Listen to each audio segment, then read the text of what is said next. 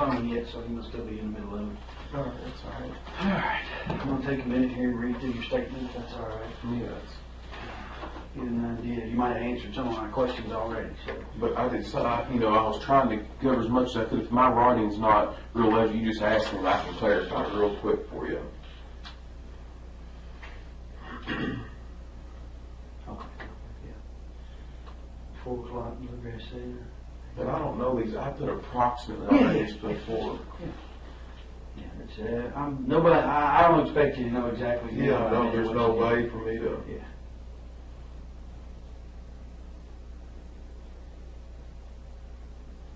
Is this Friday? You working on the new construction on Friday? Yeah, I didn't put that word, but I put all that right there. The further you go, the more clarified I get. I broke it down into segments. Oh, these are the people whose house you were working on? Yeah, all these right here are people that I'm overseeing, that I'm speaking or talking to. We'll just look at my phone to get my exact time. I got my phone in there, and that way you can build a timeline of all this stuff. That I do this every day, so me looking back, I have know what time it is. And right. There's no way for me to remember that. I mean, you'll see the more that you get to looking through there, you'll see how much I've got in my head to try to keep up with. All these are guys that are working for me that help me, every one of them. Okay. And then these right here, I skipped a line to break that and put locations, and then I did it in subdivision, so y'all know where my vehicle, y'all know where I'm at, my phone and everything. Those are the numerical address, the street address, and this is the type of work that I've got going on past that hyphen mark. Those are the type of work I've got going on at each construction site. Every one of them is a separate job.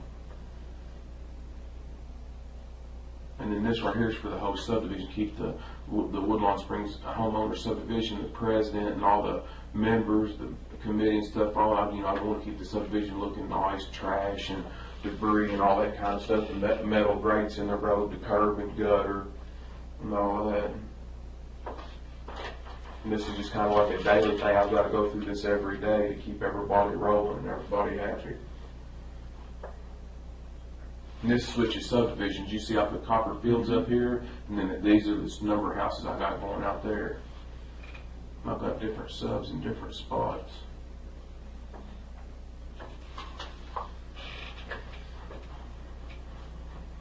Sorry, that thing will go off pretty fast. That's fine. It's nice. I've got people all over the county too.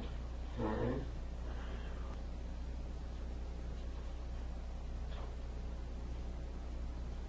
Nobody else will write on that though, correct? No. And I'm going to make you a copy to show you. I want to be sure that nobody else, messes with none of my stuff. Right. Right. No, you're going to get a copy of it so that you can look at mine and look at yours and say they're the exact same thing. All right.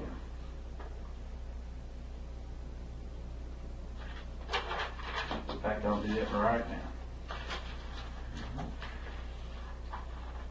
Better do it. Take full page of the time running it up there. Recycled tablets are the best.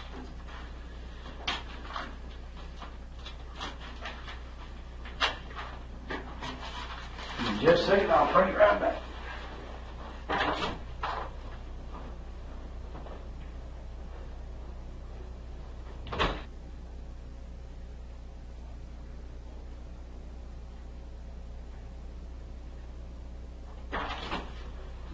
Take a minute. Go through those page by page and compare them just to make sure that everything's good to go on.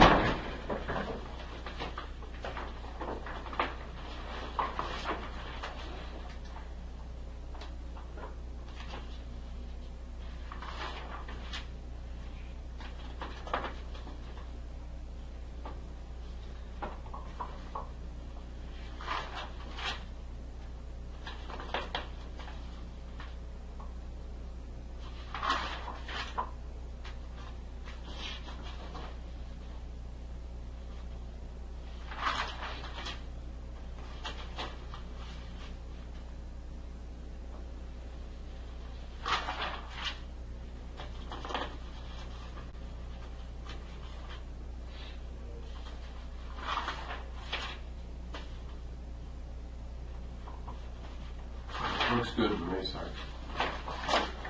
I'll take the original if you'll keep the copy. That way we'll both have a copy. Put this in the file.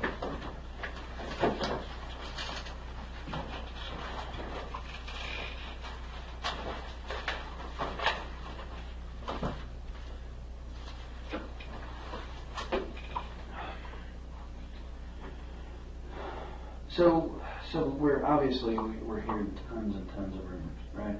All right. And I know Bardstown is the rumor mill of the world, but in a case like this, should it turn into a homicide investigation, any question that I didn't ask doesn't get asked. Does that make sense?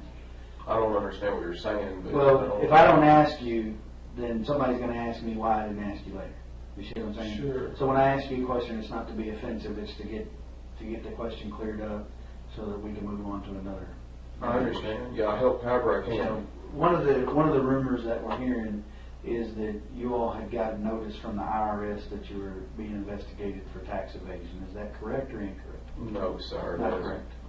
And again, these are all rumors that people are calling in about. That's so, fine. And where you can get a legitimate source, you're also about verifying everything. Right across the street here, up here at Gilbert Brown Company CPAs does my taxes. He has for several years. If I need to sign a form to release all his documentation on me for that, you're all more than welcome to it. That's the easiest way for me. These are That's fine. rumors. Ask whatever you got to ask. Had you and Crystal ever talked about breaking up? I mean, obviously we have fought just like any other Sure. any other couple, but in the last several years, I mean, it's came up, but we've always found ourselves together moving forward. Mm-hmm. So that it's mentioned, but it's never happened, and we've always found ourselves together moving forward. Okay. I know she didn't work out of the home currently, but had she worked out of the home recently? Had she had a job outside of taking care of the rental properties? Well, she took care of 2 young children, so she did some babysitting there at the house for some extra money.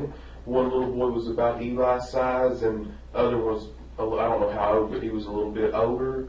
And I don't know how long, if it was 8 months or a year, but she had worked at the store up the road from our house for the,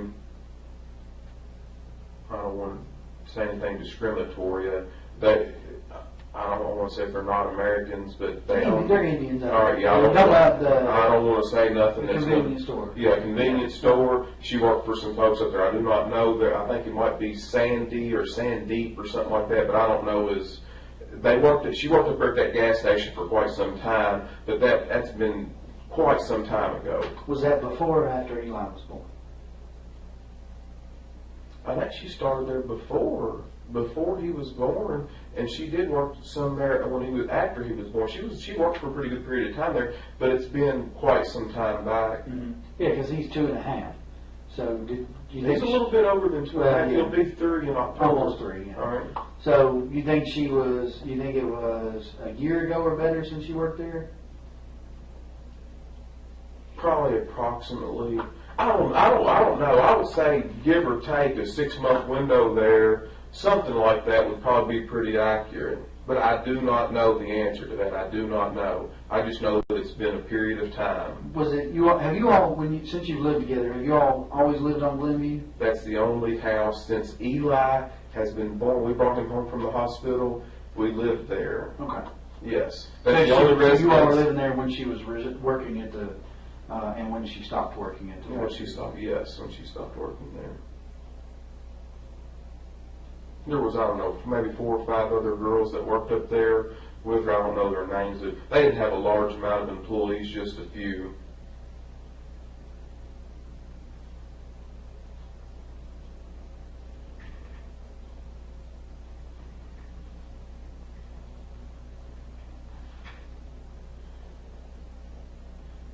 When you said you all had talk about splitting up, had that been more recently, or was that before Eli was born, or had that been? I don't remember the exact dates, but if you'll recall back in a couple of days ago when we had talked, whenever usually that had came up, she had always went to like Sabrina's house, or she went out with Brooke or to her parents for a short period of time, a day and a half, And after she cooled off, and we had a chance to talk a little bit, we always found ourselves back together. But it has been at times a stressed relationship. I'm not here telling you anything other than that. That is the truth, and that's accurate. Yeah. That has been discussed, but we've always found ourselves together. We love each other very much, and that right there is the bottom end of it. Well, the reason I ask is because there are some people that she's associated with that are telling us that she had made some tentative plans to leave, like looking at an apartment at that store above the apartment above the store. I'm just trying to figure out if that was something that was ancient history or if that was something that was more recent. Well, that's news to me. Mm-hmm. I don't know anything about that. So when you all, let's say the last time you all had discussed splitting up, she didn't discuss any specifics with you about moving to an apartment or anything like that? Just that you all were having some issues and you resolved it? Say all that again. Yeah. Break your question. Break them down. The last time that you all had that type of a disagreement, okay? The last time that there was the possibility that you might split up, did she specifically talk to you about moving out somewhere? About moving out? No, not anything that I. She's never had an isolated point saying, "Hey, I'm moving here, or moving there." I don't recall anything like that. Okay. No, sir. That was my question. All right. Just if she had. Well, sometimes I know that you all do this for a little bit. Sometimes I feel like when you ask me a question, you put so many things, and I'm thinking we need to dissect it a little bit so I can answer each part specifically rather than put so. And I'm not upset at me for saying that to you. No. Put so much stuff in when I want to break it down in a simplified, direct question rather than put so much information into one question. Try to answer one and have a bunch of parts in one. No, that's fine. If you need me to, that's fine. What you did right there is just fine. All right, I just want you to ask it a different way, or ask because I want you helping me. No, that's all right, that's all right. That's fine. That's no problem at all.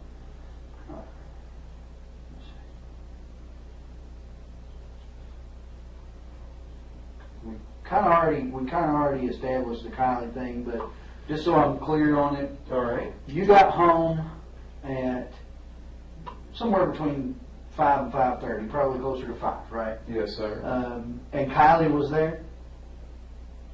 I didn't go in the house at that time. Oh, you didn't? Okay. No, I knew that whenever she was coming behind me, I knew that she was going to be there shortly. So what I did was I jumped on that little tractor. I knew I had a little bit of time, and I wanted to go up there and fill it up full of fuel, check, do all that kind of stuff, get my fuel levels right, so that I didn't have to stop. I've got, as you can tell when you look at that list, I got so much stuff to do. I don't have any unaccounted for time. I'm wide open. Right. If I stop for a few minutes, I go backwards, and I don't have time to do that. So so you didn't go inside, so you don't know if she was there when you arrived. I don't know if she was there. She was riding with Crystal. I do not know. And when you got back from gassing up the tractor, they were all there. Her and Eli and Crystal. All four, yes. Yeah, okay. And so all four of you were there. So during that time, the neighbor said she got home around 5:15, give or take. That's right. So from 5:15, and I think I mentioned to you that I see on the video that you all go past Circle K. You go past the storage place and Circle K all within a minute or so, about 5 minutes after 7, thereabouts, give or take a minute. All right. So let's say you left the house around 7 o'clock. Fair enough? That's fine. There's going to be a little bit of time, but I'm just generalizing. So she gets home about 5:15. You get back from the store. You all are there from, let's say, 5:30 to 7 o'clock together, the four of you. You ate dinner at home, I think you told me last time. Yeah, we didn't fix nothing. I don't know what we ate. We didn't fix nothing fancy. Right. Sandwiches. Whatever we did. You guys leave to go to the farm, but Kylie does not go with you. That's correct. She stays there waiting on Kathy. Memo, Kathy, her father's mother. Yeah, Kathy Fenwick. Yes. Right. So she stays there. You don't know what time she gets picked up, but she's there when you all leave. Yes. Because that was one of the things, I think she got confused, Kylie, not Kathy. Kylie got confused about the time frames when I was talking about it. But I can't speak on their Yeah, no, that's fine. I'm just trying to make sure I'm not confused. All right. That's fine. What you said is my understanding of it. Okay. So you guys leave, you go presumably you go out Bloomfield Road to Guthrie because you go past Circle K and not turn on Woodlawn Road. So you go out there, and then the next time I see you is when you pass Caddy Shack, the little restaurant there on 49. You go past there, and it's about the right amount of time for you to be traveling, you know.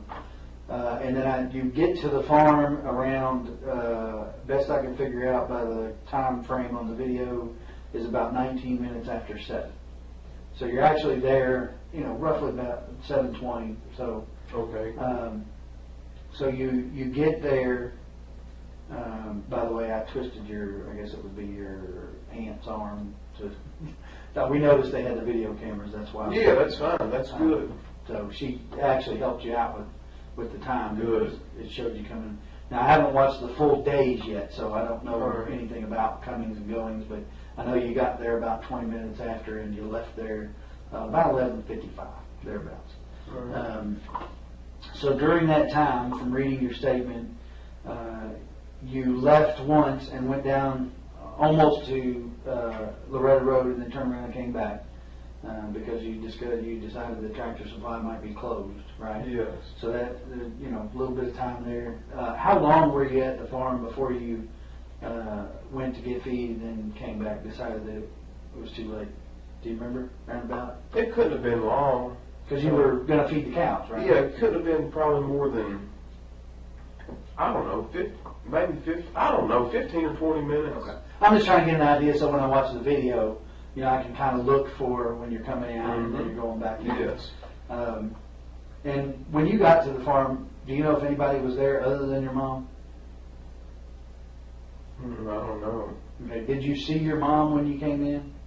No, we didn't. We didn't stop up there. We went straight down there we were going there to feed the cows. Right. So. Well, yeah, but the barn's within eyeshot of the house. But sometimes she might park inside. Sometimes she might not. So I don't know if. Right. She got more than one vehicle. She's got a little red truck, and she's got a white, and then she's got a white SUV. Okay. But I can't.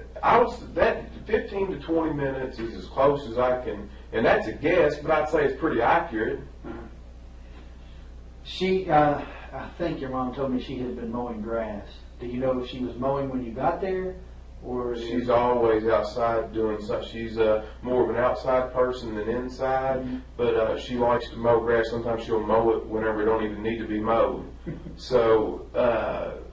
But no, I don't recall her mowing if she was mowing. But you know, there's a lot of area there that if she was mowing, that I could have pulled in and not seen her. But I don't believe she was mowing. Yeah. Okay. And it's not all that important. I'm just trying to get an idea of what was going on. All right. So there, I noticed when I was out there yesterday, I guess it was.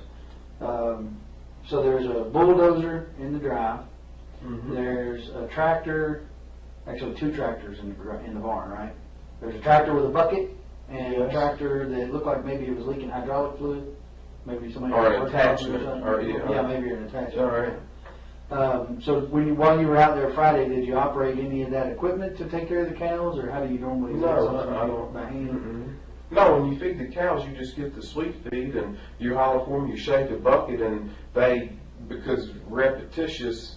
They know to run. They know. I didn't know if you fed them hay. Now, if you're talking about in the wintertime, you have to have a tractor that can handle. We don't do square hay. I mean, in the wintertime, we're going to have to handle a round bale, right? And that's done by tractor. We're not going to. You can roll one by hand. You got 4 or 5 guys, but I mean, we're not going to do that. We're going to take a tractor and. Right, but I'm talking about Friday. You didn't operate anything. No. Okay.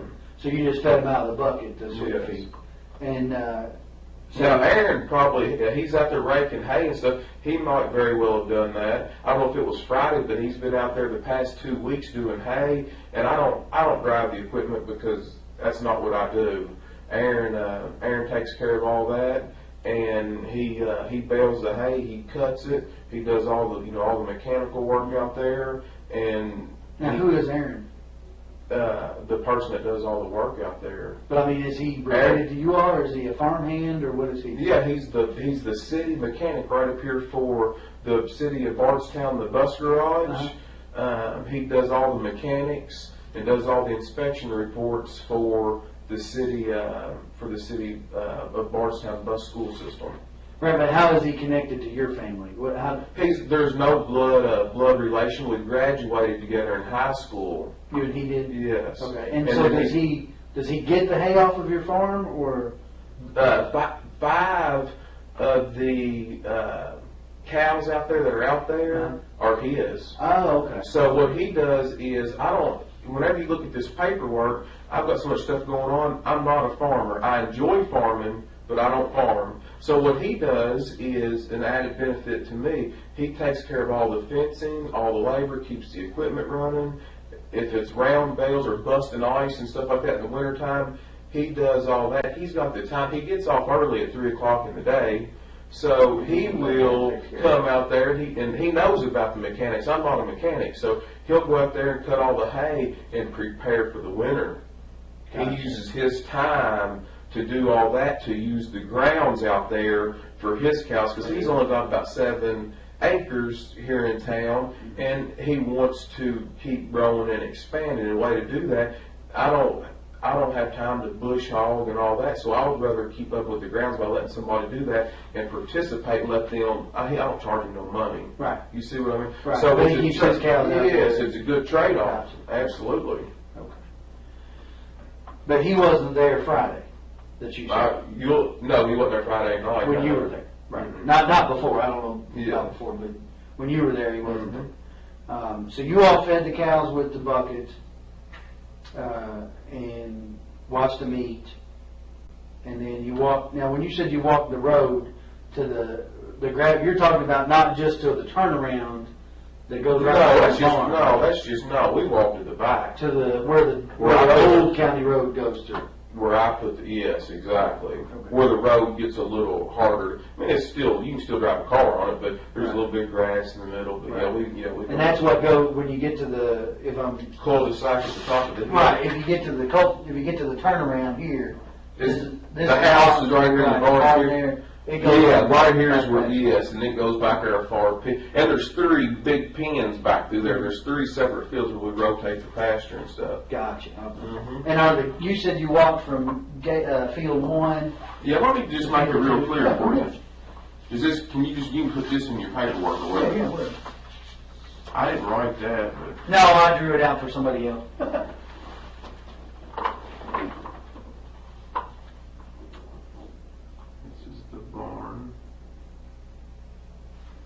And then, of course, the fence does something like this. Right, kind of gives an angle off Mom's place. And then it goes all the way back. So somewhere right in here, this is a double gate. This is where we go in. Right here is where we enter the field, because this is barbed wire, And then over here is kind of an octagon's 8, but it ain't 8. This is like a pen out here that we can move, and then there's some troughs and stuff in here. And then I think right here, that field separates and then there's another gate right here. So this is number 1, and then way up here, this is number 2, and then number 3 goes a far piece back through there. Right. So we go through this gate, and then the gate from 2 to 3, the other gate's up here. Right. You know what I'm? Yeah. And then there's more food in field number 3 than there are on these other 2, because these 2 are 8 down close. Mm-hmm. So a lot of times, and it's cooler back there in the ravines and hollers for the cows than if they're on this flat land, and they would rather stay cooler and eat back there. And there ain't a big pond back there, but there's a little pond for them for a water supply too right now. So more often than not, they go back there in that 3rd field, but like later in the evening, a lot of times we're consistent at the times, but sometimes we're not. But a lot of times in the evening, they'll drift up here thinking they're going to get some feed. Right. For the sweet feed. Right. Yeah. Right. So you all, when you all went for the cows, though, I think we went in this gate right here, and then we walked all the way back through there. So because they weren't up in field 1. Yeah.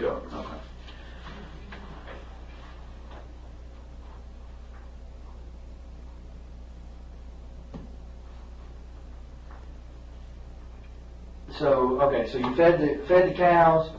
What else did I read there? Sorry.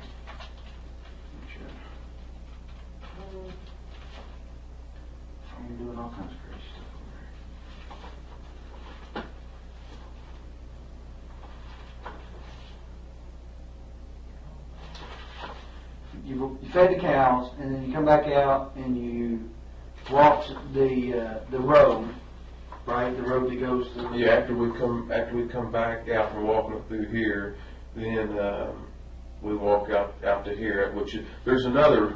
Did I see your pen again? Mm-hmm. So there's another. It ain't exactly straight, but it looks something like this. That's the driveway. Yeah, this driveway to the barn, Right. and then we walk out the road and we just walk back through there. And how long would you say that road goes back into there? Do you know? If you had to guess. I don't know. I bet it's a good mile. From right the here. barn to the end of that road and back. So a couple mile walk going to and from. Yeah, if you go, because there's a cul-de-sac right here. There's also a cul-de-sac I put in up here, and then there's a third cul-de-sac at the very end, by a creek back here in the very back. Oh, okay. But you think it's about a mile, maybe? I would a say little close, less? yeah. So you walked to the end of there and came back. Did y'all do any work on the barn or anything while you were there? No, we didn't do no work on that barn. Didn't work on the driveway or anything like that? Mm-hmm. The dozer, the reason I ask is because the dozer that's sitting there, did somebody use that to put that driveway in or put rock on that driveway recently? Or No, on Saturday I moved it over there. It was parked. That dozer, I've got a skid steer also broke down. Right. I've got a skid steer right here with some weeds growing up around it, Yeah. and then I had a dozer.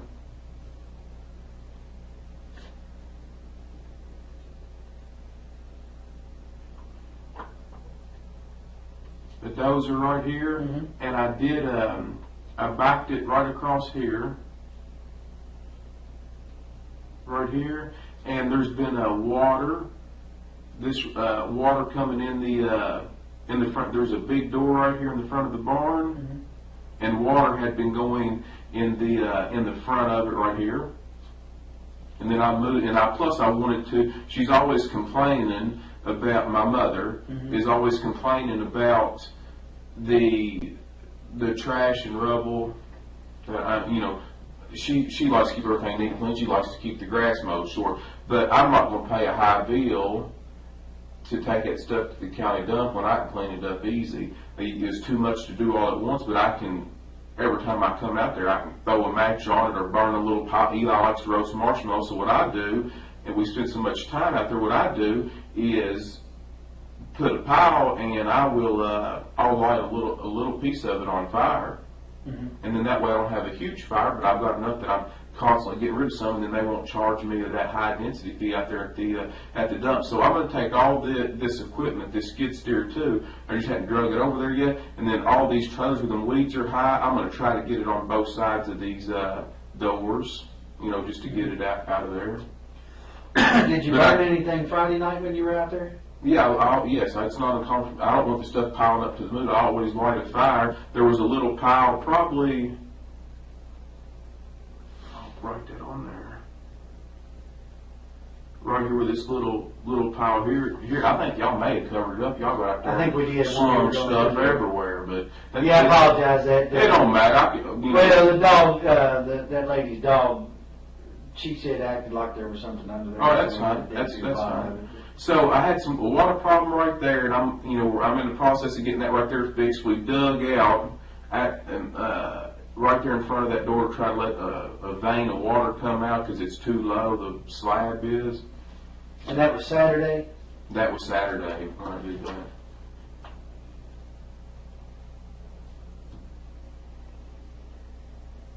Do you remember what time Saturday you got out there? Mm-hmm.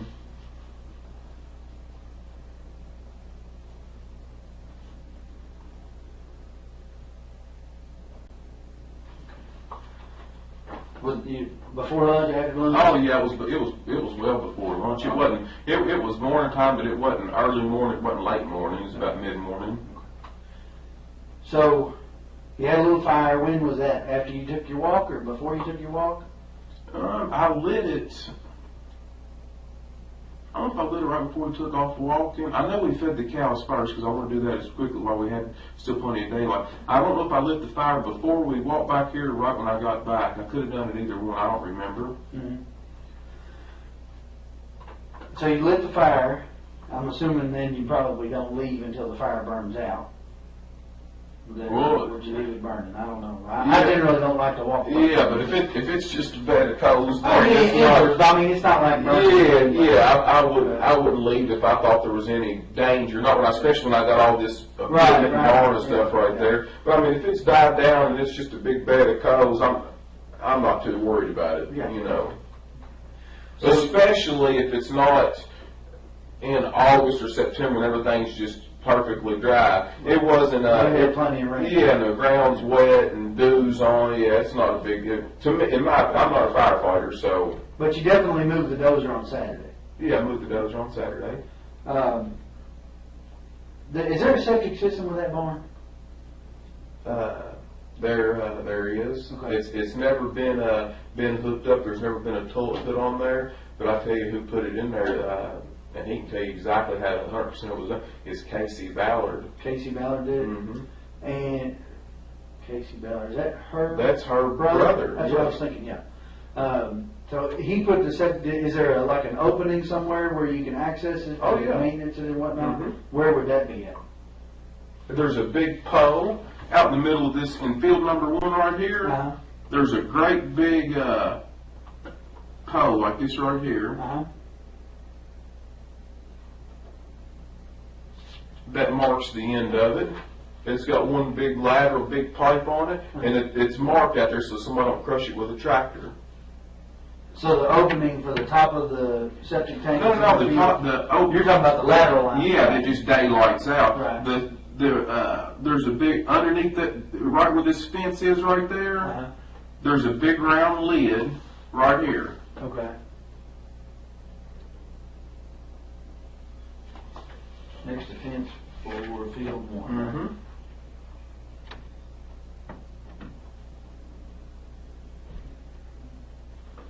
And how long has that septic system been there? I noticed the work Probably kind of ongoing. Probably about 3 years, 3 years. I just never did finish that barn, because I've had so much other stuff going on. But in that barn, I've kind of got a little.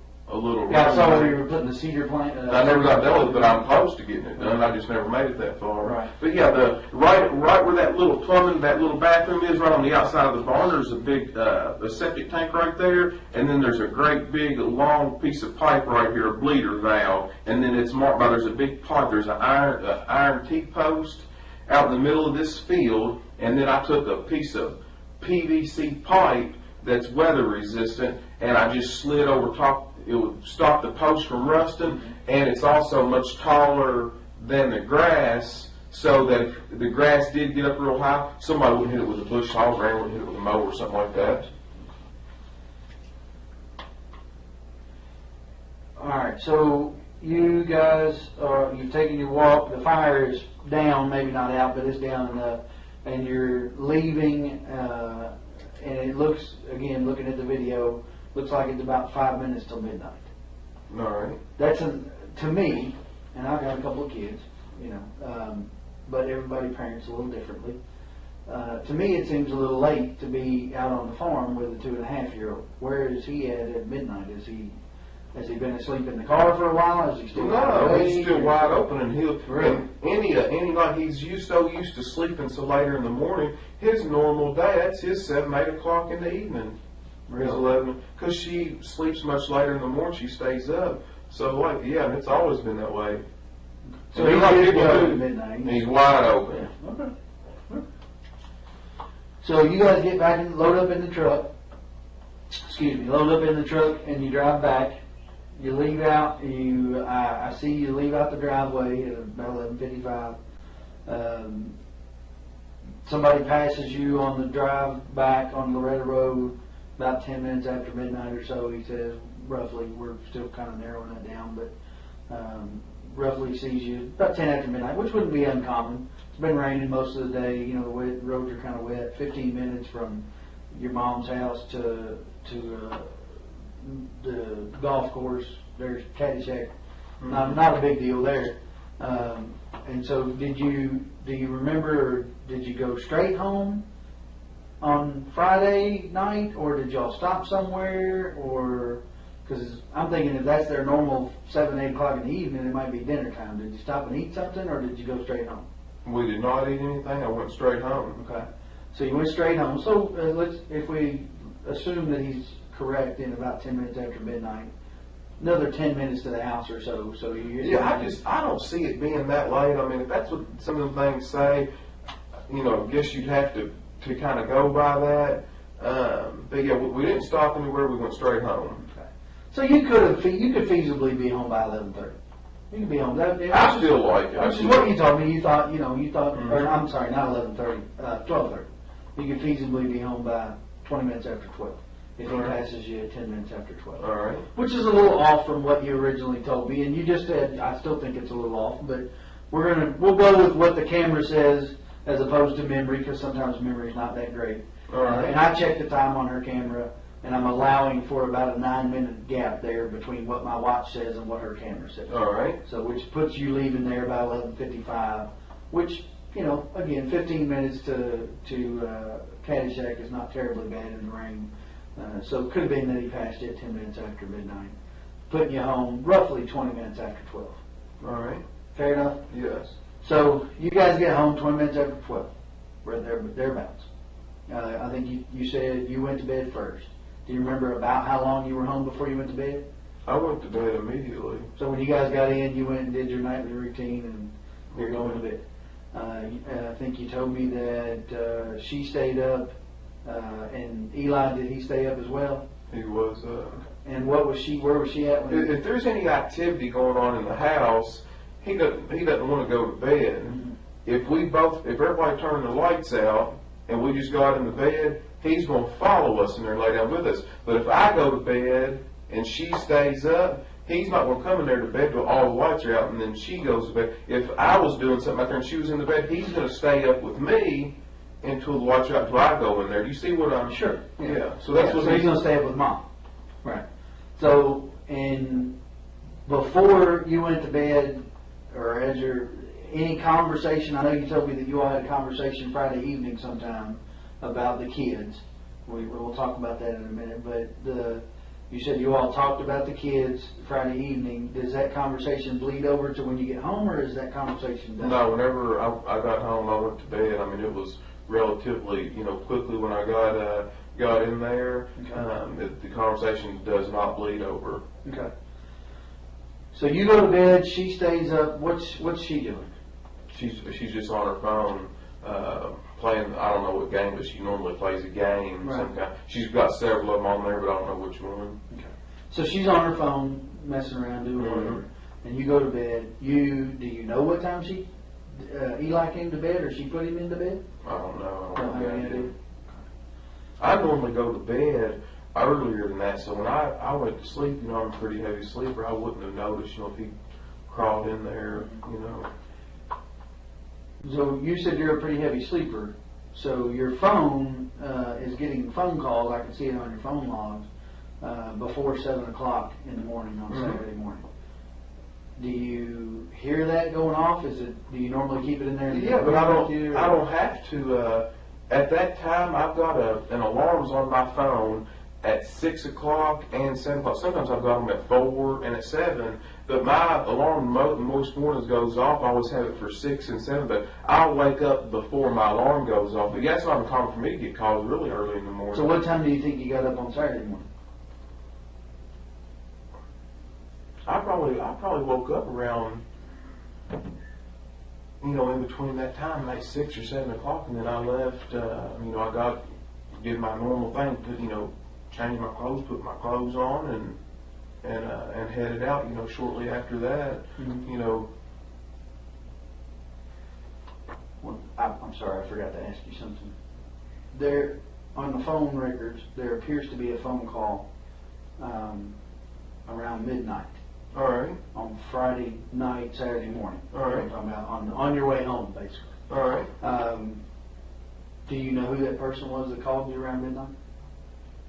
Do you Can't- remember no, taking can't- a phone call? Can you just call the number back? I don't. I mean, I could. I could. I mean, I could look at your phone. and Yeah, see look what's at in my there. phone, but I don't remember You that. don't remember getting a phone call on the way home? Mhm. Would it be unusual for you to get a phone call at midnight?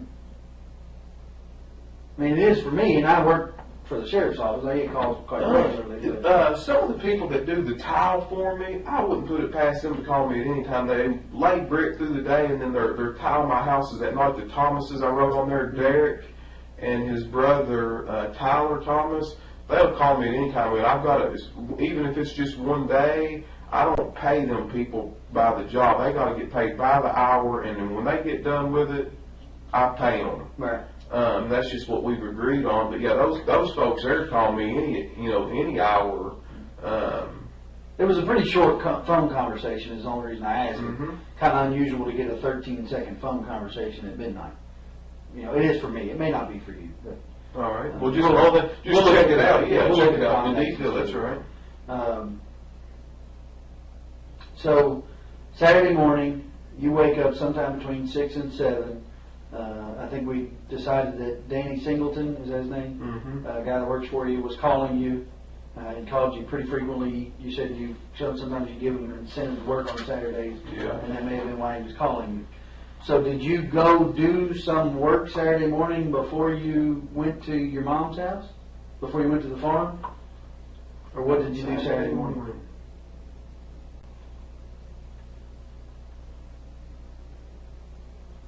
No, I didn't. I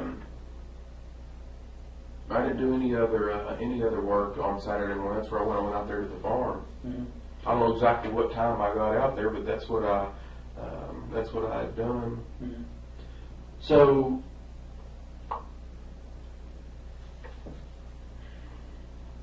you get up between 6 and 7, and where's Eli at when you wake up?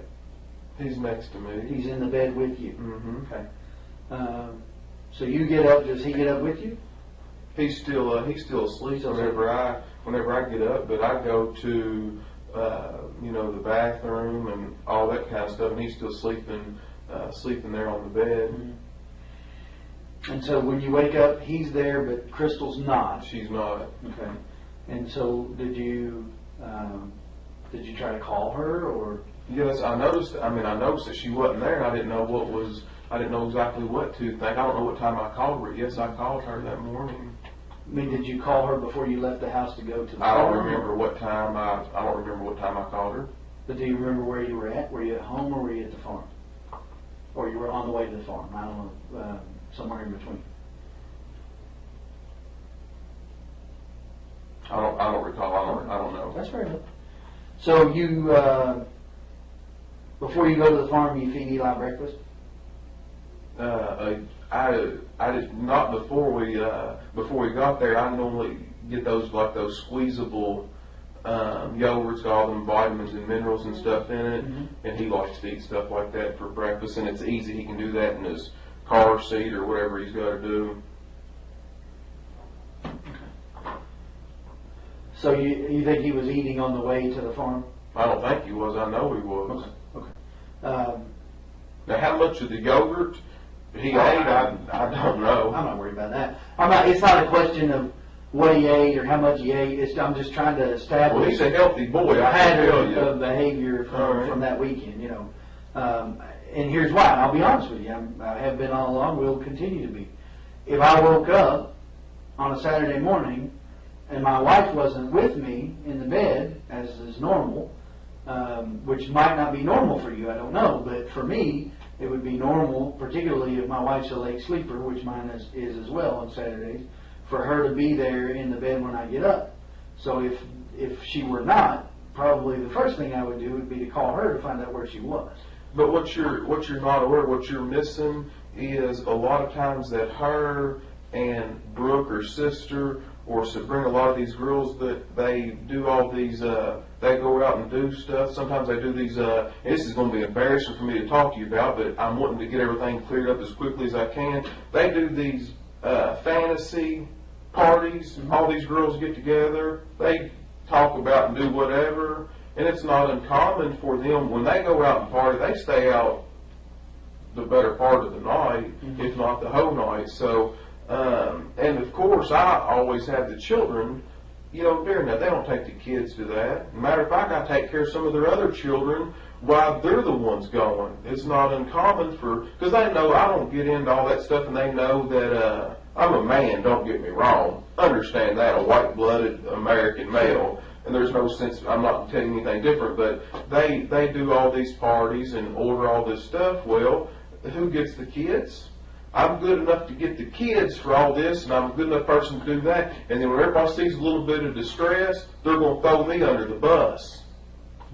They need to re-examine all these other actions, and I can understand the family wanting to vent and stress, and it makes perfect sense to me. But these people know me better than what's going on, and before this is all over and done with, you all are too. But it bothers me because not only have I been a victim, my mind's not even where it should be, because I'm trying to protect Eli from this, and he's the most important person that I'm trying to protect. I don't care about them dragging my name through the mud right now, because I want to keep the main focus and emphasis on bringing her back safely and as quickly as possible. But it really bothers me what's being done in the method that everybody's pursuing and doing. Because what's going to happen is, I don't want their apology, I don't want nothing from them, but then after this is all said and done, they're going to sweep it under the rug, and then they're just going to forget about what they've done to me in the process. What I've got to be faced with now is, as good a mother as Crystal's been, now nobody's going to love you like a mother. Now Eli is in an atmosphere where I've got all the hope in the world, but now I'm a single parent, it appears to me, where she's been there 100% of the time for him, to raise and rear him, where I know that he didn't have to go to a daycare or a babysitter, and I know that his mother's going to take care of him. And now, where am I at without that love and support from her? Now I've got a little boy who's 2, who's going to grow up his life. If something's not done, where she's not brought back safely, now one of the very most important people in his life, he's got to grow up without. Right. Do you see what I'm saying? And I'm in here answering a bunch of bullshit that I'm doing the best that I can possibly do with, but it's taking a lot of energy and effort away from the other efforts that could be out there trying to help and bring her back here safely. I can't even go out on the side of the road without looking like a murderer or something like that. It's wrong. I've been extremely honest with you all, and now I'm up here doing all they can have the house. Y'all take anything that you want. You don't need any of that paperwork or search warrants.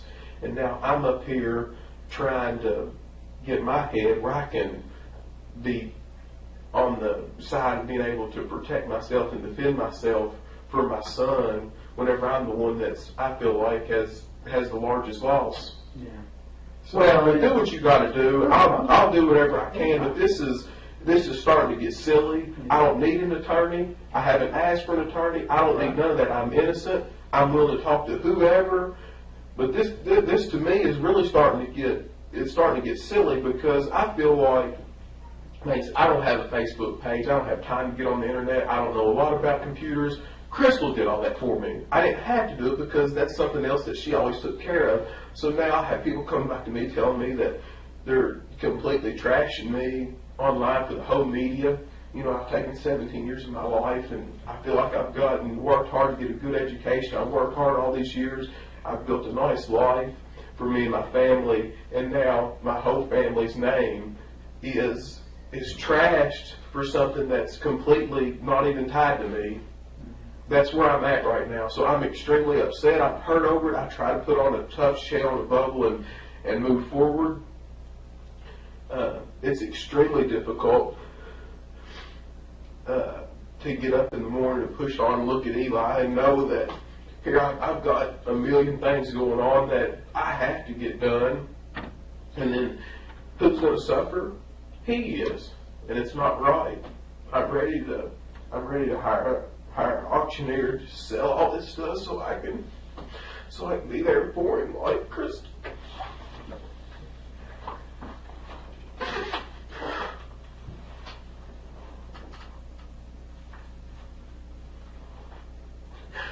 What else do you want to know?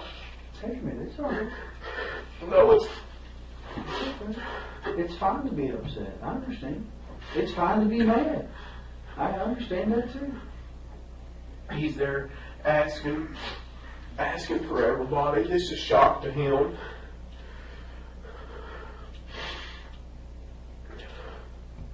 It's okay to be upset by it. I understand. It's okay to be upset at her family. They're Yeah, but their emotions are so shot right now, and I can understand it. And I don't. If that's how they want to be, But you're allowed to be emotional too. That's okay. fine. You're allowed What to they're be- mad about is the darn cell phone that I took away from Ashley because her mother told for me to take it away from her. That's what they're mad about. And it's just been a spiral since then in October. And ever since then, their attitude towards me and everything is so wrong. For punishing a 16-year-old girl when she's not hurt, she's not hit, nothing like that. And I'm the worst person in the world for having any, and I understand I'm not her dad, I'm not her disciplinary figure. If she disobeyed her mother, I followed a direct order from her mother. Her mother couldn't get it from her. I took her cell phone from her, and then it's just been hell ever since. That was the whole thing about the wrist. Yes, exactly. Yeah, they took her up to the hospital and did the same with CPS and all this bunch of garbage. They ruled it unsubstantiated, or however they wanted to say it. No bearing, or whatever you want. You can pull the reports. They documented it all. You can get all that stuff too. You want some water? No, I'm good. Let's move forward. Whatever you need, I'm here to give to you. Okay. I'm innocent. I don't need an attorney, so I'm good. Ask whatever you want to ask. Okay. Well, if we can just continue with the conversation, and I don't want to rush you. Take your time. I think we left off around about Saturday morning. So you guys got up, and she wasn't there. So you and Eli got ready and went to the farm. Did you go anywhere else before you went to the farm? I didn't stop at McDonald's or nothing to get any kind of breakfast because he had that yogurt, that squeezable Yeah. breakfast, whatever. I don't know, whatever. Some of them still in the refrigerator if you want one. That's fine. So you went to the farm, and was your mom there Saturday? Do you remember? I didn't stop at the house up there either that morning. What do you do with Eli while you're working on the equipment? Is he in the equipment with I'm you? usually not one that works on the equipment. Sometimes I might drive some of it, but yeah, if I get on that little tractor, he rides in my lap. No, but I'm saying you said you worked on the driveway, on the drive in front of the barn there. So Yeah, but no, he's got 5 or 6 tricycles and big wheels and stuff like that he plays on. And It don't take a long this isn't time. about your parenting skills. Don't misunderstand. I understand, yeah, but I'm not asking you about that. But if you're working on the dozer, is Eli in the dozer with you, or is he out playing in the yard? I'm not really working on the dozer. He's got 5 or 6 of them tricycles and big wheels things that are at the barn. And if he's not out there with the cows or something, he rides them little toys around. We got them down there in the barn. We got them out there in the driveway. It don't take a lot to entertain him. A lot of times Sure. he pedals or does whatever he does. Sure. But how long would you think that it took you to fix that area you said was taking on water there in front of the barn with the No, dozer? I don't know. A lot of times on Saturday, I just use that as a place to vent and get away from what I call the city, not just like Bardstown's the city, but all the Right. city stuff that goes on, loud music and all that. Out there, you hear crickets. Yeah. You know, you don't hear a lot of people, so I go out there to a lot of times just to get away from the stress of all these tenants and stuff, calling these new construction contractors and stuff. It's a kind of a little vacation away from home. Right, but you told me earlier that on Saturday you fixed the spot in front of the barn where the water was going in. Yeah, if the water's not, if it's not been like raining a solid week or whatever, you can't really tell if it hits and misses. Sometimes if we get a substantial amount of rain, you can kind of tell where problems are, like, you know, and I could tell. So that's, you know, that's just what I did. Just piddle, just nothing important, just piddle. Right. But would Eli normally be in the bulldozer with you while you're operating it? Was he in there with you while you were operating it? He's drove it, not that morning there he wasn't. But yeah, I mean, he has been in. He's drove the bulldozer before. He's drove all the tractors out there before. Okay. So that morning, did you say Mom was or wasn't home? You don't know? I don't remember. You don't know. Okay. So you don't know that he was out riding on his tricycles or whatever. When you said in the driveway, you mean the driveway for the house or the driveway that you're working on? Say it again now. You said you were working on the driveway in front of the barn with the dozer, right? Yeah, we're down there by. And you said he was probably riding on tricycles or something. Yeah, I'm sure he was riding on the concrete slab. It's easier for him to pedal on the slab than it is outside there, and I can see him better. My visibility's better if he's in there than out here. Right. So he was here by the barn and not over by the house in the driveway. No, he wasn't by the house. Gotcha. Okay.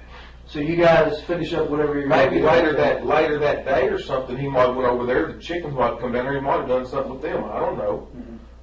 But it's not uncommon for him to. The chickens out there, they can be fast, but they're not scared of people because he plays with them so much. But you can catch them pretty easy. I mean, he treats them like a cat. Mm-hmm. So you guys, any idea how long you were out there? Saturday? It was usually on Saturday I'm not in any kind of a rush because I try to take, I usually try to take it easy on Saturday. Okay. So did you eat lunch out there?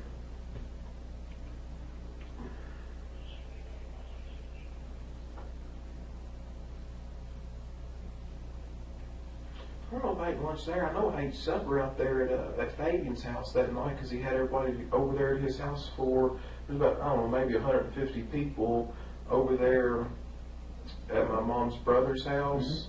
Mm-hmm. We went out there for a short while. It wasn't real long. I know I ate there. Eli ate there. I don't know what we did for lunch. I can't remember. Okay.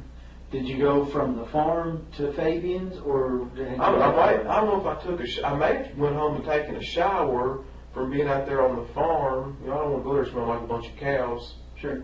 I may have went home. I'm not sure. I don't know. I may have went home and took a shower and then came back. That's more than likely what I did, but I can't remember. Okay. So then sometime Saturday evening, you went over to Fabian's house. Do you remember around about what time that was? That would have been 4th of July. Yeah, that's what we were supposed to go to that. Mm-hmm. Did you all stay out there for fireworks, or? We didn't stay that late. I know that there was a bunch of people there that I hadn't seen in a good while. That my mom's got a pretty large family that I hadn't seen that I wanted to see them, but we didn't stay out there real late.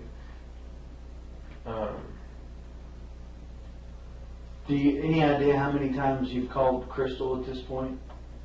By the time you went from getting up Saturday morning until you were going to the family gathering? I know I called her back around maybe noon again the second time, and I don't know what the exact time I called her after that, but I know that sometimes in the past, if I've called her to blow her phone up, it made it worse. Mm-hmm. So sometimes I've just called periodically, and I found that she doesn't take as much offense to that. If you're just disrespectful to them, especially if somebody's mad, it just makes it worse. To keep calling them. I wasn't even alarmed. I was for sure the girls were doing this to me on purpose. Brooke and Sabrina and them. So while you're at the family gathering at Fabian's house, anybody ask you where Crystal was? Mm-hmm. She hadn't went out there to Fabian's house a whole lot. Some of them people knew her, some of them people out there wouldn't have known her, but right then I don't Not remember. really a big deal for them. No, it's something that those people there we see once every, sometimes every few years. So a lot of them people really hadn't. Some of them have seen her, and a lot of them have not seen her. Mm-hmm. You know, haven't met her. Sure. So, like I So said, it was a substantial amount of people. you're out there. You said did you say you didn't stay for fireworks? No, we didn't say that late. So you and Eli leave before dark. Mhm. But that's usually when people set off fireworks on 4th of July. And do you go home? You go to somebody else's house? And that was on Saturday. Yep, that was Saturday. You go to mom's? Where do you go after you leave there?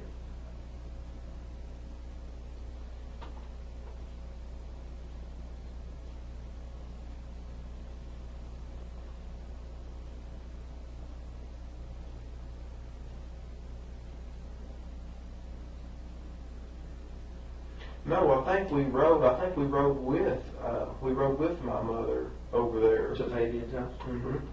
Yeah, we rode with her, and then I went home after that. So you rode back to mom's house with her, and then you didn't stay at mom's. You went back to your house. Yeah, I didn't. I don't know the exact timing and all that right there, but I do know that I rode with her over there to Fabian's house. Okay. And you left her house and went home. I don't know if I stayed there any period of time or not. I may have stayed there just a little bit. I don't think very much, but I might have stayed there a little bit. I'm not sure. I mean, you didn't stay the night there. No. Did you go anywhere else after you left mom's house before you went home? Not that I can remember. Okay. I tell you what would be a good idea for folks is to put a darn camera. You think I'm joking? I'm being serious. You try to go back through this. I need to put a camera in your vehicle and up there in front of you, just live on tape, and then you. Well, I'm not asking you to recall every detail of your life, brother. But I'm just trying to. But it would help me if I could. Well, but listen, I couldn't tell you what I did 2 days ago. I couldn't tell you what I did before I started investigating this, because I've been investigating this for 3 days. Mm-hmm. You know, so I'm not asking you to remember every single minute, but you know, and I realized that it wasn't a big deal for her to be gone for you, but you know, most people can remember, you know, most of the things they did during the day, not every single minute, but you remember going to Fabian's house, you remember leaving Fabian's house, the house, yeah. right, and going. So if you went from mom's house to home, you'd eaten dinner at Fabian's. And I don't know if it was her mother. I met her mother at the gas station somewhere. One of them days. Mm-hmm. Her mother, Sherry, Mm-hmm. Crystal's mother, Sherry, and I don't know if Ashley was with her and other kids were with them, but I stopped at right there in front of Walmart where I get a bunch of fuel at up right at that Murphy station across from Lowe's right there. Right. And I was on the phone with either Ashley or Sherry, one, I forgot which, and they said, I tell you what I've done too, I talked to Brooke on the phone at the farm. I talked to Brooke, her younger sister, before I left because I was heading into town to get fuel at that point. So whatever time that I talked to Brooke, you'll know that I left. Mm-hmm. So make a note of that. Leaving. I talked to Brooke on the phone, and that's when I was leaving the farm on 49. And I drove in 49, and then I made a right there on 150 and went up there to Walmart. And then I got on the phone with Sherry, or Ashley, when I don't know whose phone they were on. Mm-hmm. But that'll help me right there, because that's, you can pinpoint an exact time. And then I pulled in there to that Murphy station. Mm-hmm. And then Sherry came up there to my window. Okay. And asked me if I'd seen Crystal. And this right here is after I had I talked to Barbara Lane, and I sent her, I called her a couple times. I don't think I got an answer. She's probably busy doing something. And then I sent her a text message. And after I kind of stayed on her, she knew that it was serious because it'd been longer than normal when she'd done this before in the past. And this was Saturday? I'm not sure. You'll have to. So much stuff happened all so quick. You just have to dissect. That's the reason I've given y'all my stuff. My Sure, phone. yeah. You can dissect all that and figure, get an exact time. So I called Barbara and I sent her a text message. I talked to her mother at Walmart, up there at that Murphy gas station. I had Eli with me then, of course, had him with me all the time. And she wanted to look at Eli. She said, "Where's Eli?" I said, "Right there." And then she spoke to him and she looked at him and said hi, and he said hi, and that was it. So she just asked you if you'd seen Sherry and you told her no? No, she asked me if I saw Crystal, sorry. Crystal. Getting my names confused. So Sherry asked you if you'd seen Crystal. She was the only one. Everybody else stayed in her vehicle, and then she walked over to my truck. And when you told her, what, I haven't seen her, don't know where she is, and she just said okay and asked you? No, she thought that the wisest thing for us to do was, she said she was going to go to the police station. Okay, so And I told her that, I think at that point I've already talked to Barbara, I believe, I'm not sure, Barbara Lane, and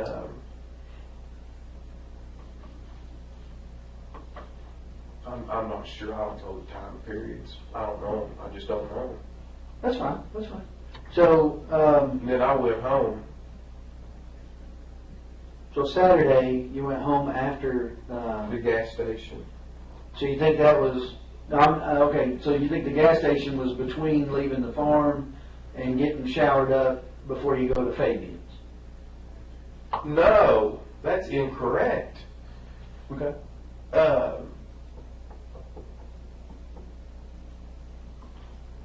You said you were leaving to go get fuel. Yeah, I did leave the farm to go get fuel. I don't know. I don't know if that was Friday. I don't know if that was Saturday that I got fuel. I'm sure I did it with my card. I can prove what time that was too. And So I talked to maybe Sherry. Sunday. Do you think it was this? Do you think you talked to Sherry the same day they reported her missing? You said she said something. Yes, she said yes. Okay. The day that yes, that, So they reported I her think missing she- on Sunday. Then it was Sunday. I feel like whenever. That's because Sherry told me she's going to the police station. Mm-hmm. Is Sherry the one that reported her missing? Mm-hmm. Sherry's. All right. I had a question from the media or from the news that I wanted to ask you all to think about. You all said that a family member found her car. How does that happen? Rather than the police department, as large as this county is, a family member. Well, that's a pretty big family, and as I understand it, someone who knew them called them and said there's a car that looks like hers on the parkway, and they went out there. Who was the family member that found that car? I don't know, I have to look at my notes. There were two of them. Am I able to know that and question that I can answer? tell you who it was. I just have to look back through my notes and see who it was. And I'm That's not great either, but I want to say that it was. I'm trying to think. There was. You can look back at it. I'm not sure. I want to say it was a brother and nephew. I know we took elimination prints from one of them because they touched the car before we got there. So we took elimination prints from them like we did from you to rule out any prints that we found in the cars being that person's. All right. So I want to say that it was one of her brothers. She only had Casey's or Casey. So I want to say it was her brother and maybe her dad that went out there. But I think it was her brother that somebody actually called. But that may be incorrect. I'll have to look at the notes and see. But so Saturday evening, you went to Fabian's house. You had dinner. You went home. You're home all evening with Eli. Mm-hmm. Okay. Anybody Did not come leave. over? Anybody not? Yeah, I feel like Richie comes over to my house all the time. He's over every day. Who's Richie? Richie Riggs, he's my manager, my real estate agent. He lives next door at 115 Glenview Drive. He's one of the people on that list. Okay. So you go to bed Saturday night. You got Eli with you, presumably, because you said you guys went home from Fabian's. Not presumably, he was with me. Right. Right. Well, I didn't want to put words in your mouth, so if he's with you, tell me. He's with me, yeah, he lives with me. Again, not trying to offend, Yeah. I just don't want to put words in your mouth. Yeah, I don't want you to either. So you and Eli go to bed Saturday night, you get up normal time Sunday morning? Do y'all go to church? No, sir. Okay. Didn't go to church. Went on Sunday. I don't remember what we did Sunday. Okay. Well, I mean, I don't want to Is Sunday when I went in? Is Sunday when I came up here and talked to you that night, or Saturday night? That would have been Sunday night. Mm-hmm. Sorry, let me make sure he's giving me what I need here. Your phone's on my desk. That's what he was telling me. That's fine. I ain't worried about that. Hope you had fun answering it. He probably didn't answer. Yeah, Sunday night you came up here and talked to me. That was after they found the car and everything. So sometime Sunday after 12 o'clock is when you talked to Sherry at the gas station. I think, and I'd have to look at your phone to see, but correct, and you may know or might know, but you called Barbara. You call her Barbara Lane. I just call her Barbara. That's all I've ever known her by. But Barbara Roby was a Ballard, right? Yeah. You called her and talked to her about Crystal being gone, or she called you? No, I'm the one calling her. Okay. And what does that conversation sound like? I think the first time that I called her, that I don't think she answered the phone. So I left a message, and then I don't got the response, and then I sent a text message to her, and that's when she called back, and I think she tried to call her, and she didn't get an answer. Okay. And So I'm piecing things together from what they've told me as well. So at some point you do talk to her on the phone, but when you get up Sunday morning and Crystal's still not home, or you're starting to get concerned, that's why you call Barbara? Or? Yes, exactly. That's the reason that I did call her. But before then, I wasn't alarmed. She'd done this before, right? And I wasn't alarmed. That's all there is to it. Yeah. So you call Barbara. I knew I gave Barbara Lane more credibility than Sabrina, Brooke, or any of them, because I know them young girls. If Crystal tells them not to say nothing, you ain't gonna be able to beat it out of them. Right. And them girls are they're just like, especially to a guy, if they're fighting, they're not. And I'm smart enough to know that I knew Barbara would say, hey, she don't want to talk to you, or she's fine, just leave her, give her some time. I knew Barbara wouldn't keep me. She's a mature woman.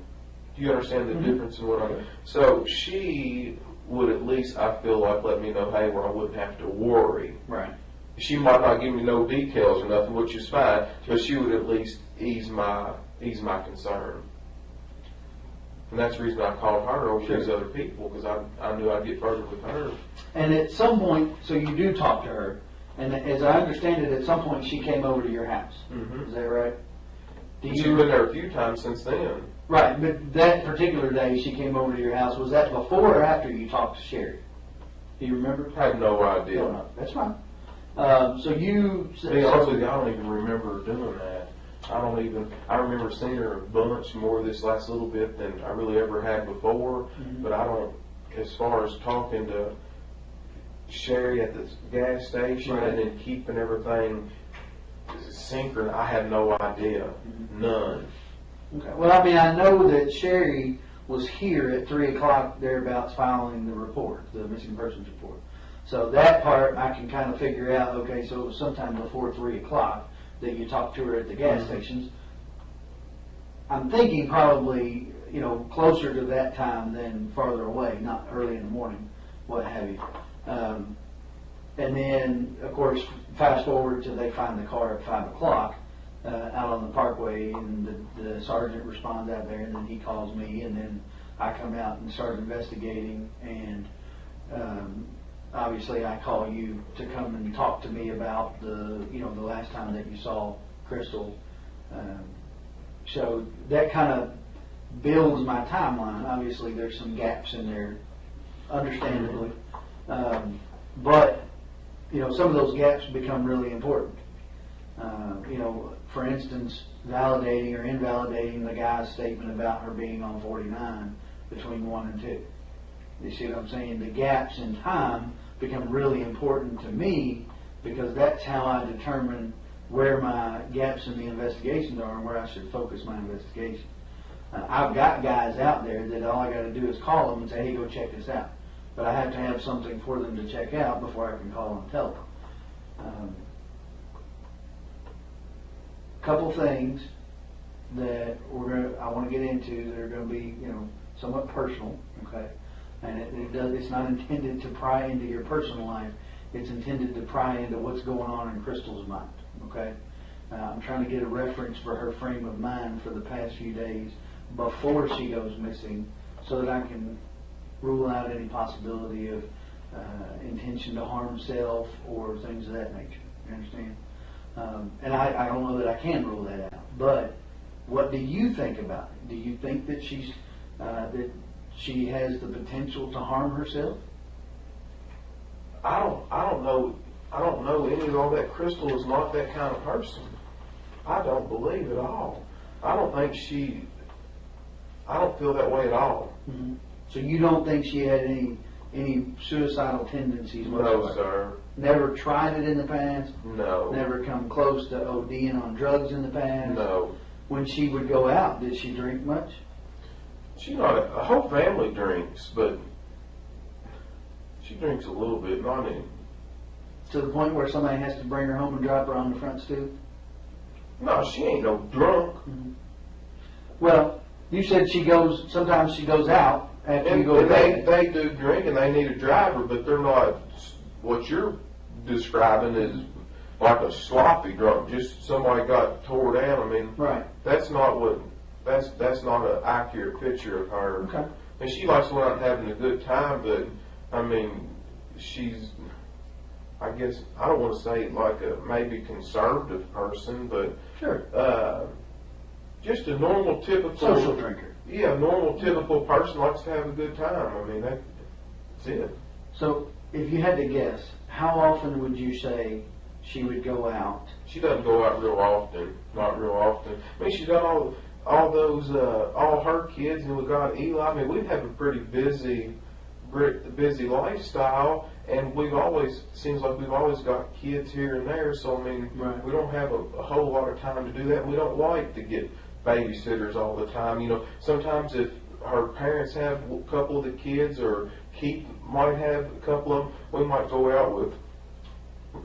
Usually, with Eli, we don't usually seldom ever get a babysitter for him, and we take him with us. But other than that, well, I guess the reason I'm confused about that is because you said it was not unusual for her to go out with the girls.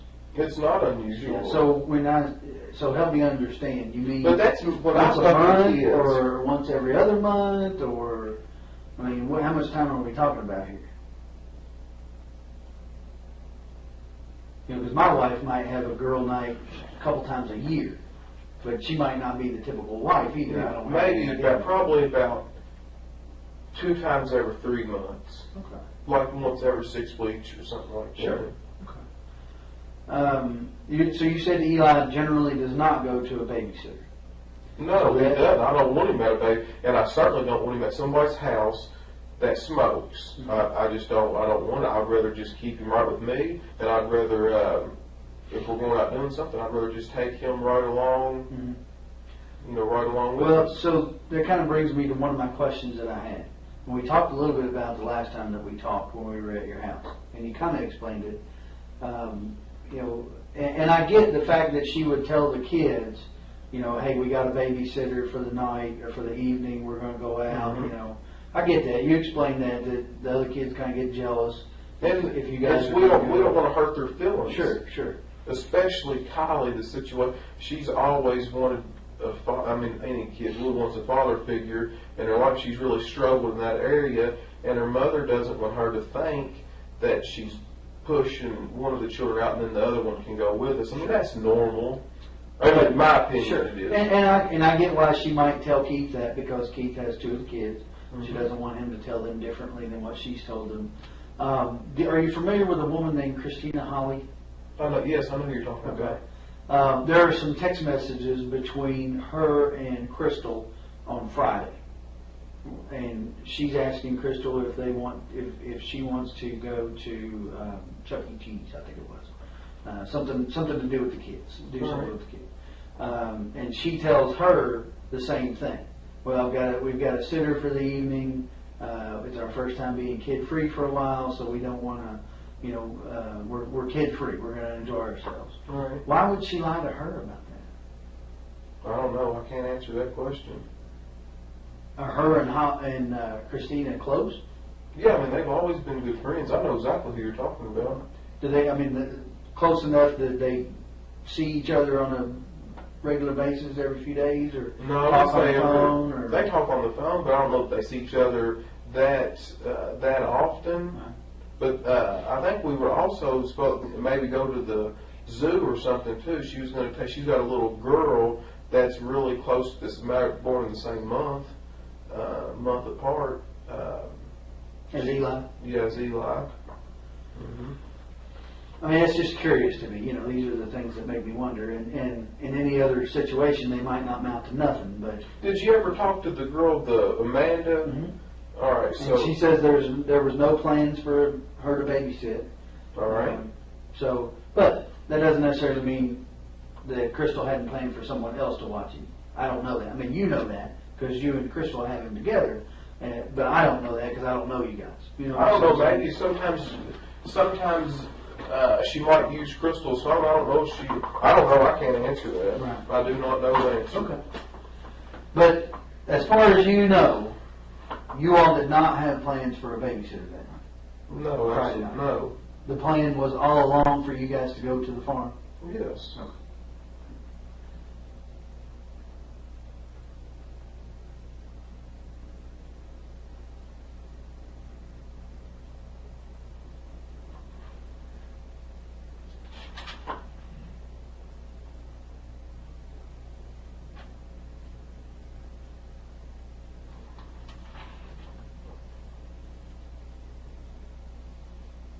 Give me just a second. I'm going to need your phone and look that phone number up. All right.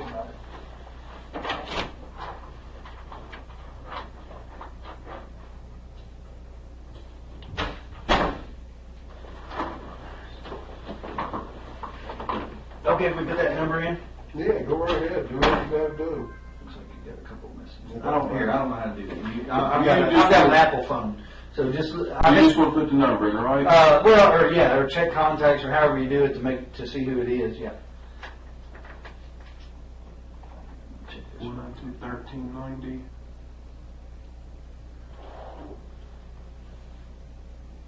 Just call it. Oh, Steve Lawson. Okay. Who is Steve Lawson? He's somebody that works for me.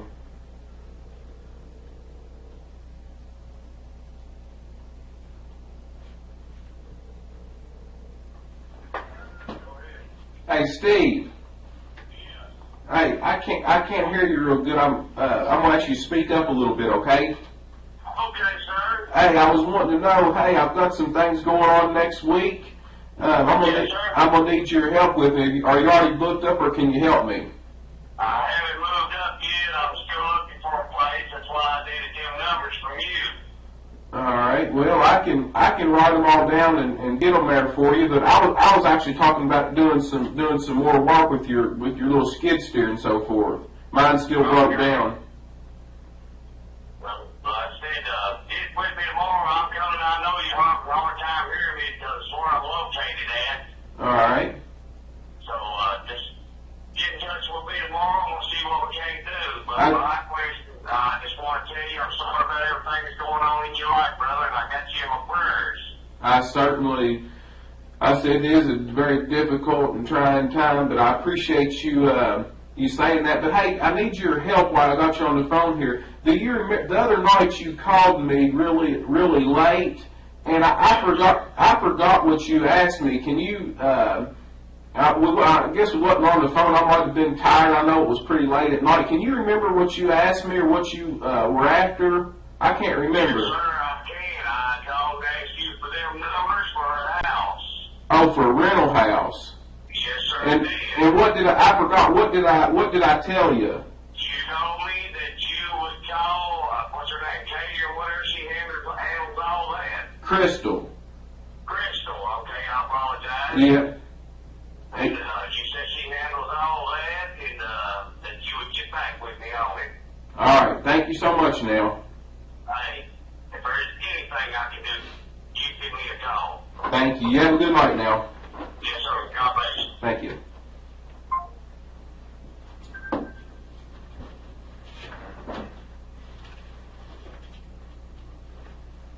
Okay. So that begs a question in my mind. All right.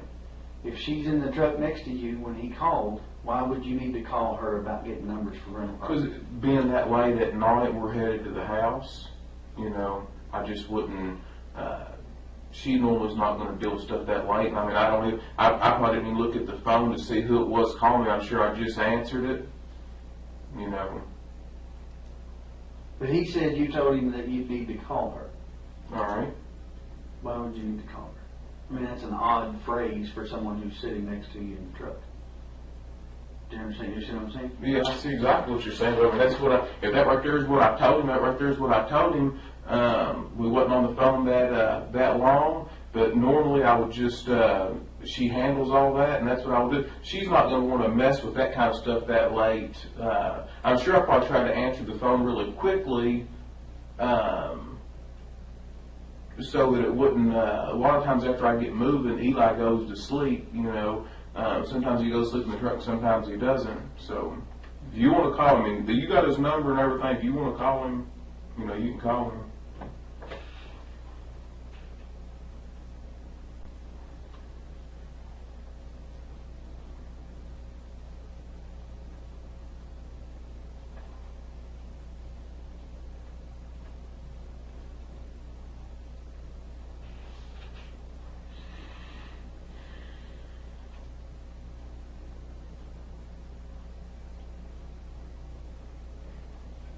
What do you think happened? I'm shocked. I do not know. I mean, you told me that she doesn't do drugs. She's not on any kind of drugs that I'm aware of. She drinks socially. On occasion. And mildly, yes, not any kind of. Every 6-8 weeks, something like that, right? Has she ever had trouble with depression before? Not really, not to my knowledge. I mean, there's always stress that's your highs and lows in people's life, but I wouldn't classify her as a stressful person or someone that's deeply depressed. Well, I know Keith Rogers, her ex-husband, or still current, but not together. I know that he has had a drug problem in the past. Was she with him during the time that he had the drug problem, or was that after? Yeah, I mean, I'm not. Was she involved in that? I think that he has fought that for some time, and I think that she was obviously definitely in the picture while that was going on. But I don't. To my knowledge, she didn't get wrapped up into any of that.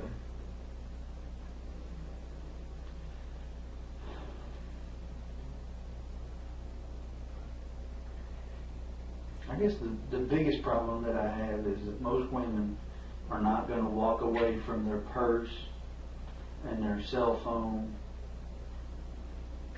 in the car. I agree with you. You know what I'm saying? If she were going to walk to go find help or something, she would take her phone even if it was dead. She wouldn't. My wife wouldn't leave her purse anywhere for any reason. So I can't figure why she would walk away from the car and leave the purse there. When we took the bloodhounds up there, the lady commented that it was though she wasn't even there. I mean, they had her things that you provided us for scent, and they said it was as though she was not even there. I can't explain that. I don't understand what that means. I don't know why, if it's her car and she leaves in it sometime Friday night, why does it appear to the dogs that she's not even there? I agree with you. This same set of bloodhounds tracked her in the car from 49, and they had never been to your mom's farm before. tracked her scent all the way down 49, turned on Balltown Road, and turned on Pascal Ballard as though they were following your car. So I know the dog's not defective. That's right. Because they're following her scent, and they don't know where your mom lives. They've never been there before. So the dog's nose is not defective. So when the dog doesn't even try to find her on the parkway, where her car ends up, it's just very odd to me. And I can't figure out why they wouldn't find any scent of her at all if she walked one way or another. They would have picked it up. Right. They would have at least walked far enough for her to have been picked up by somebody. You know how if you break down on the parkway, somebody's not going to pull bumper to bumper with you, so you're going to have to walk from your car to their car to get in. Right. So the dog doesn't even act like it wants to go in one direction or another, even far enough for her to have even gotten in a car with somebody. That's just weird to me. I don't understand. Unless she was never in her car when it got put on the parkway. I don't know. Yeah, I mean, I can't answer that. I do not know. Do you know of anybody that would want to hurt her? I mean, as far as I know, she's a well-likable person. Right. I know that she's done a few evictions with some folks, got a few people upset, but Were they missing eviction? I mean, like threat? I mean, there's never a good eviction. Right, but I mean, it's just normal business. But I can't think of anything. She's a likable person. I can't think of anybody who would want to harm her. Ever have anybody show up at the house upset over something? You know what I mean? You know what I'm saying? Coming there when it's not appropriate for them to be coming to their landlord's house. Ever have them show up at your house, beating on the door, hey, you threw me out, or whatever? I've never had somebody come up there to the house over an eviction saying you threw me out. Not one time. Now, several of the tenants do come to our house. Some people don't just mail a money order check. Sometimes people stop by there and drop it off. Sure. And, you know, she can write them a receipt that way or whatever. But as far as what you're saying about you evicted me and you threw me out and they're confronting her about it, never happened one time.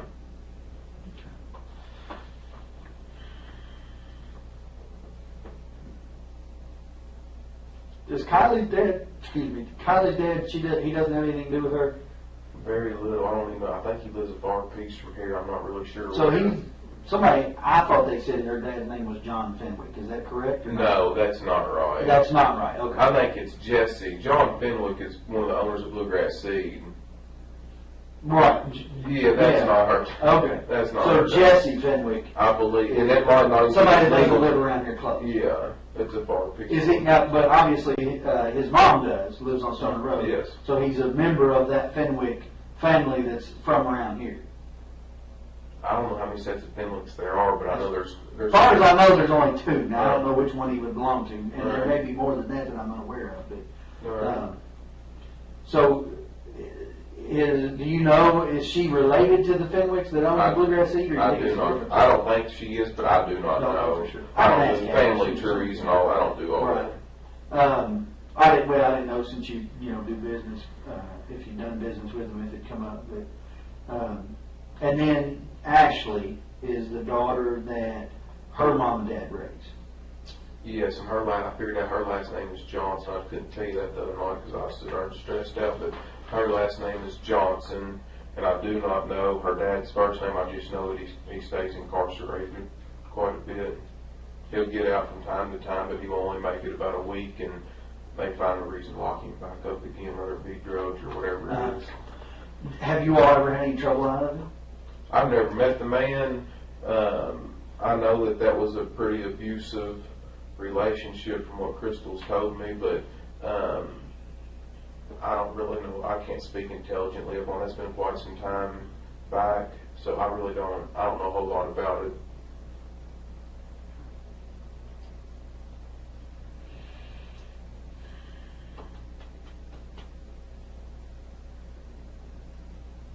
I don't even know the guy's first name.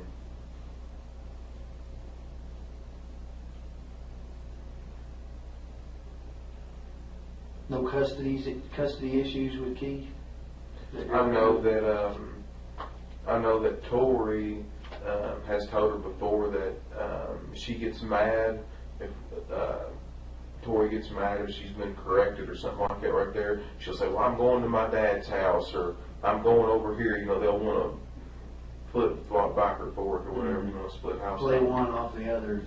Yeah, I know Tori does that, but I mean, I don't think they've ever really had any big issue on getting the kids. From what I can understand, that's been pretty good. I mean, if one of them wants them, or Keith wants them for a little bit, or the kids want to go over there, they just had kind of like a mutual agreement where that's what they did, that's just what they did. They never really struggled with it, you know. Yeah.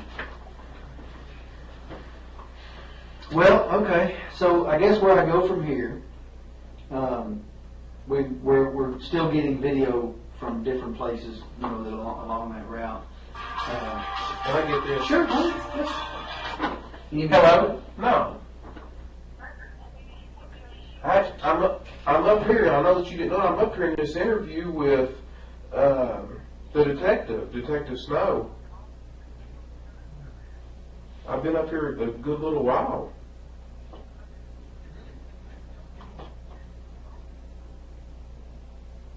I'm filling out this statement here and everything.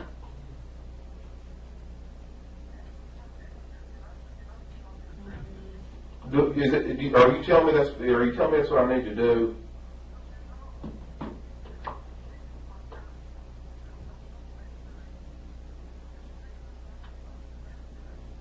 I'm not. I know that. But the way that I look at it is, I'm innocent. I ain't done nothing wrong. What, you know? I know you told me innocent people have got jammed up, but if you're telling me to leave, I'll get up and leave. If you want me to.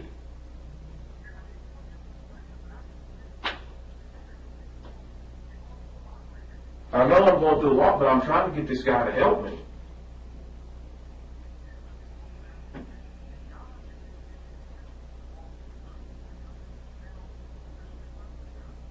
I don't think she's ran off with some other guy. I don't believe that. You can't make me think that. No.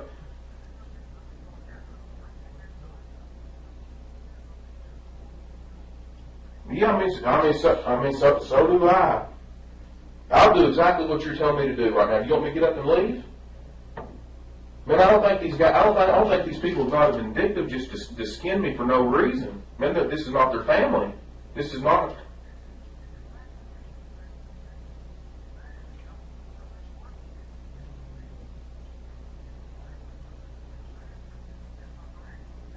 All right, thank you.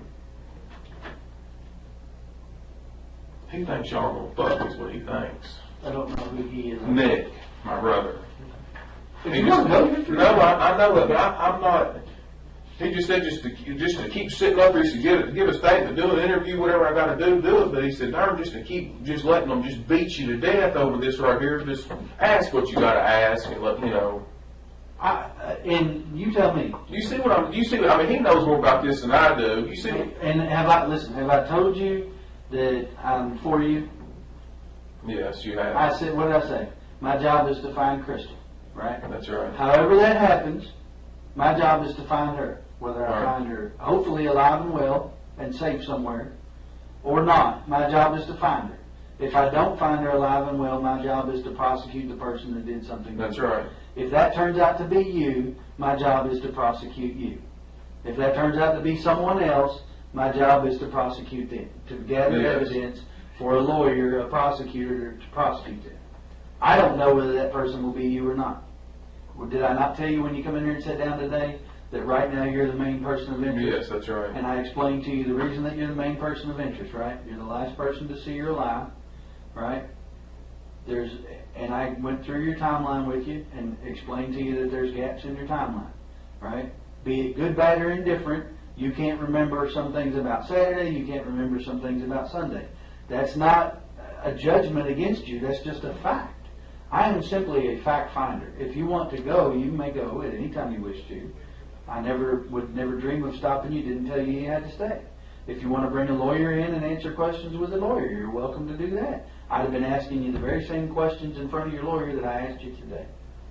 Right? I have not given up hope of finding her alive. That being said, you know as well as I do, the longer this draws out, the less likely we are to find her alive unless she's run off somewhere. I mean, that's just a fact. That's right. That's just the facts as they are. I am not for you. I am not against you. I am not for her family or against her family. Right now, my job is to work for Crystal.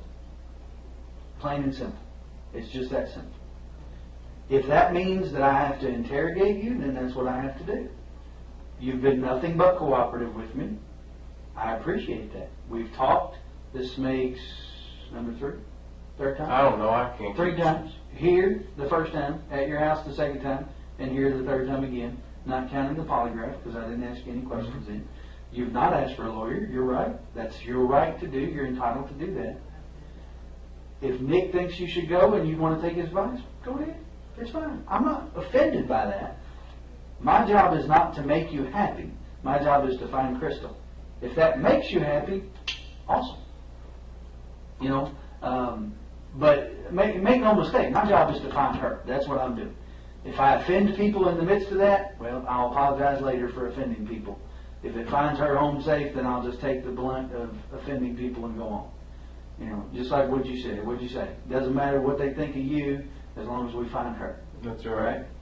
So that being said, you know, you're free to take Nick's advice if he wants you to leave. I don't really have any more questions with you. I was just going to tell you where we go next. All right, yeah, we'll wrap it up and you tell me what we're doing next, and if it's over, it's maybe the boss alarm. So, you know, here's what I'm looking at, right? I'm trying to find video of her car getting on the parkway, whether it's New Haven Road or 150, trying to find some video of her car getting on the parkway in hopes that it will reveal to us when it gets on the parkway, because there's some confusion about that. Some people calling in saying they saw it on Saturday. Some people calling in saying they saw it on Sunday morning. Some people calling in saying it wasn't there Saturday or Sunday morning. That's just the nature of the beast. When you put information out there, you get a lot of it back. So I'm trying to figure out when it got on the parkway, and if I can, who was driving it when it got on the parkway. Maybe she was driving it, maybe she wasn't. Maybe somebody else was driving it. I don't know. You know, maybe somebody stole it and it got a flat tire and they left it on the parkway. I have no idea. There's a million possibilities about how it got on there. So I'm trying to figure that out. I would like to fill in the gaps in your timeline. I may be able to do that with the video at your aunt and uncle's house, because they may be able to show me when you came and went from the farm on Saturday, those kind of things. I'm probably going to interview your mom. I'm probably going to interview Nick and ask them, you know, if they were with you any time during that time. Maybe they have a little better memory of it. They can fill in those gaps. I'm probably going to interview the employees that called you Friday and Saturday, or Friday evening and then Saturday, to interview them and ask them, you know, when you called him, what did you talk about? How long did you talk? Mr. Stanley or whatever his name is. You know, did he answer the phone? Did you all talk on Saturday morning? If you did, what did you talk about? Did you go see him? Those kinds of things to help me fill in your timeline, which gives me a better idea of whether or not you're involved in her disappearance. And that's what I do. So, and then once I've done as much as I feel like I can do, I'm going to move on to other things. I'll be honest. Beyond that, short of finding her somewhere, I've done about all the forensic countermeasures I can do. You know, we've gone through the car with a fine-tooth comb. We fingerprinted the car. We've gone through her purse. We're going to start going through bank records. You know, she did have an account. I know you told me you didn't know that she did or didn't. She did have an account of some sort. My understanding is maybe from a family member that there was some Social Security disability from Keith for the kids that maybe went into that account. Maybe that's the case. We'll kind of look into that. You know, we'll start questioning people about the validity of those kinds of things, about the apartment and those kind of things, and try to get a better idea if that's just a shady rumor or whatever, you know. But unfortunately, I've got to dispel all these rumors. You know, that's part of my job. We've got to either prove them, disprove them, or no, we can't do either. So that's where I'm at. So I appreciate you coming in. If I ask you to come in again, or if I come see you, again, know that you're always welcome to tell me you don't want to talk to me anymore. That's perfectly okay. All right? Are you completely on my phone? Yes, sir.